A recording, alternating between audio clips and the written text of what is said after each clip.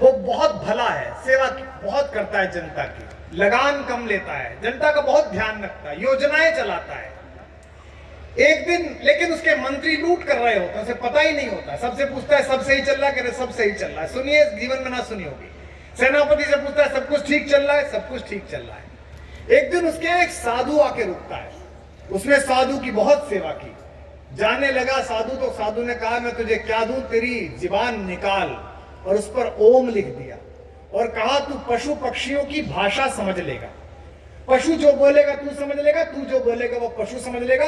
100% मेरी तरफ होकर सुनिए, अद्भुत बात सुना रहा हूं। एक दिन राजा महल के ऊपर था, नीचे खाइयों में जहां गंदगी जाकर पड़ती थी वहां सुअर आपस में लड़ाई कर रहे थे।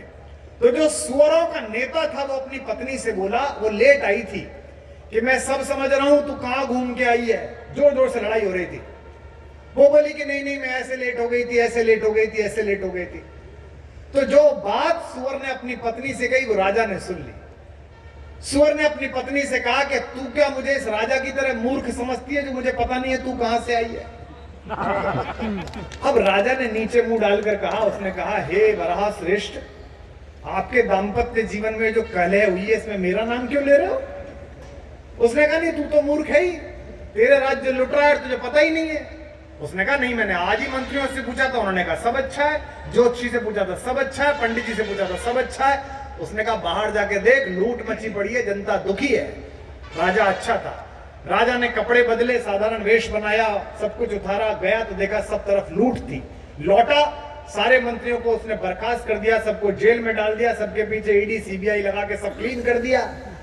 और उसके बाद जब प्रशासन ठीक हो गया तो 1 महीने बाद उसे सुअर की फिर याद आई। उसने नीचे मुंह करके सुअर से कहा कि महाराज वहीं हो। सुअर ने कहा महाराज बहुत अच्छा, आपका यश फैला, राज्य बहुत अच्छा चल रहा है। तो उसने सुअर से एक बात पूछी कि मेरे राज्य में इतनी गंदगी हो गई, इतनी लूट हो गई, मुझे किसी ने बताया क्यों नहीं, मेरे मंत्रियों ने, मेरे सेनापतियों ने। तो सुअर ने कहा महाराज इसलिए नहीं बताया कि उन्हें लगा आप नाराज ना हो जाएं, उनसे मंत्री पद ना छीन लें, उनसे सेनापति का पद ना छीन लें। तो उसने कहा अच्छा फिर तुमने क्यों बताया। बोले मैं जहां पड़ा हूं वहां मुझसे क्या छीनोगे। इस कहानी का सार यह है, आगे बैठे राजनेताओं, हर राजा को अपने आसपास सच बोलने वाला एक सुअर रखना चाहिए। कि राजा अंधा हो जाए तो। अद्भुत कार्यक्रम हुआ, समय की सीमा थी इसलिए से विराम देता हुआ इस गीत का अंतिम